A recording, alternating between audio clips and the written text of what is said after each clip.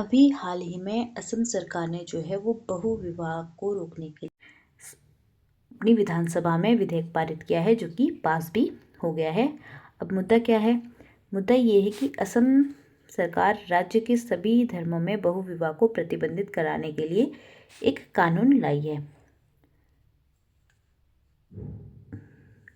ठीक है, मतलब सभी धर्मों में, या फिर कहें कि असम सरकार जो है राज्य के सभी धर्मों के व्यक्तियों के लिए बहु विवाह को प्रतिबंधित कराने के लिए एक कानून लेकर आई है, जिसमें कि कोई भी अपने पहले विवाह को ख़त्म किए बिना दूसरा विवाह नहीं कर सकता। या तो उसका पहले पहले जो विवाह हुआ है वो उससे डिवोर्स हुआ होना चाहिए, या फिर अगर किसी एक की मृत्यु हो चुकी है तब वो दूसरा विवाह कर सकते हैं।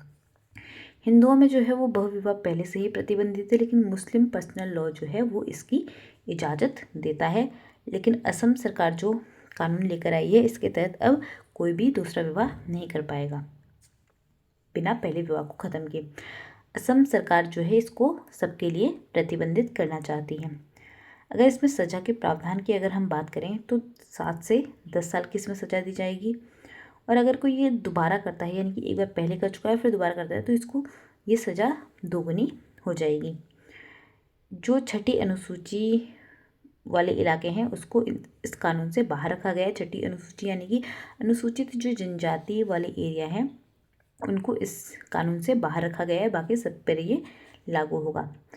अगर कोई इस तरह की हरकत करता है, कोई दूसरा विवाह करता है पहली पत्नी के जीवित रहते, या कोई औरत भी दूसरा विवाह करती है पहले पति के जीवित रहते हुए या उनसे बिना अलग हुए, तो इसमें जो उस गांव का प्रधान है, क्योंकि उसको जानकारी होगी उसकी, और या फिर जो धार्मिक व्यक्ति उस विवाह को करवा रहा है, वो चाहे हिंदू धर्म से हो, मुस्लिम धर्म से हो या किसी और धर्म से हो, उसके परिजन और वो लोग जो इसको छुपाते हैं, जिनको पता है, वो भी दोषी माने जाएंगे।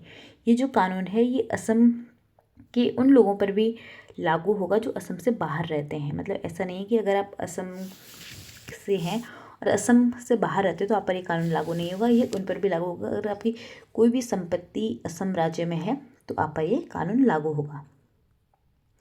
आगे हम बात करेंगे कि क्या इसमें प्रावधान है। तो अगर कोई भी इसका उल्लंघन करता है तो उसको सरकारी योजनाओं से, सरकारी नौकरियों से, इन सब चीज़ों से बाहर रखा जाएगा। मतलब सरकारी योजनाओं का लाभ उनको नहीं दिया जाएगा। अगर कोई ऐसा करता है तो उससे जो प्रभावित महिलाएं हैं, अगर कोई व्यक्ति दूसरी शादी कर लेता है तो उससे जो प्रभावित महिला है उसको मुआवजे की इस कानून में व्यवस्था की गई है। इस कानून को मुस्लिम विरोधी बताकर इसका जो है वो मुस्लिम समाज द्वारा विरोध भी किया जा रहा है, क्योंकि इसमें मुस्लिम समाज का कहना है कि ये जो है ये सिर्फ हमको जो है प्रताड़ित करने के लिए लाया जा रहा है, क्योंकि एक इस्लाम धर्म ही है जो आपको जो है बहु विवाह की इजाज़त देता है।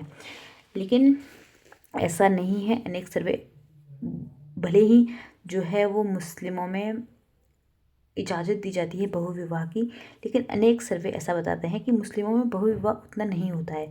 इजाज़त भले ही दी गई है कि आपको रोका नहीं गया, आप कर सकते, लेकिन नहीं होते हैं। आप अपने आसपास भी देखेंगे तो बहुत कम ऐसे हैं जिन्होंने किए हुए हैं। जबकि इसके मुकाबले अगर हम देखें हिंदू धर्म में ही जो कई वर्ग है, हिंदू धर्म का ओबीसी वर्ग ही अगर हम देखें तो उसमें जो है कई सर्वों के मुताबिक मुस्लिमों से ज़्यादा हिंदू धर्म में बहु विवाह हुए हुए हैं। तो ये सिर्फ ऐसा नहीं है कि सिर्फ मुस्लिमों के लिए, ये सबके लिए ही है। तो इसमें किसी को भी किसी तरह का विरोध करने की आवश्यकता होनी नहीं चाहिए।